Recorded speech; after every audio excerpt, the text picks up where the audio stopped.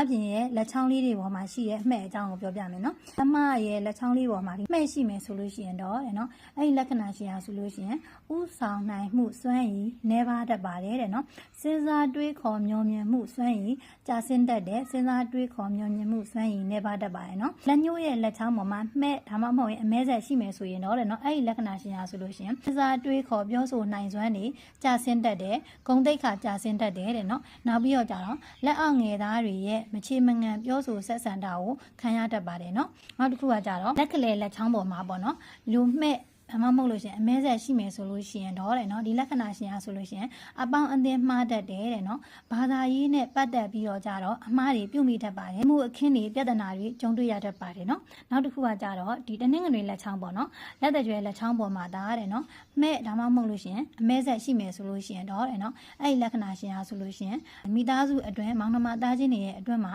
အမွေကိစ္စနဲ့ပတ်သက်ပြီးတော့ကြတော့ပြဿနာတွေကြုံတွေ့ရတတ်ပါတယ်နော်ငွေကြေးနဲ့ပတ်သက်ပြီးတော့ကြတော့ငွေခိုးခံရငွေလိမ်ခံရတာတွေငွေကုန်ကြေးကြများတာတွေဖြစ်ရတတ်ပါတယ်နော်နောက်တစ်ခုကကြတော့လက်တန်းရဲ့လက်ချောင်းပေါ်မှာဒါတဲ့နော်ဒီလိုမှဲ့ဒါမှမဟုတ်လို့ရှိရင်အမဲဆက်ရှိမယ်ဆိုလို့ရှိရင်တော့တဲ့နော်အဲ့ဒီလက္ခဏာရှင်ဟာဆိုလို့ရှိရင်စိတ်ထက်ရေးရာနဲ့ပတ်သက်ပြီးတော့ကြတော့ပြစ်တင်ပြောဆိုခြင်းခံရတတ်ပါတယ်တဲ့နော်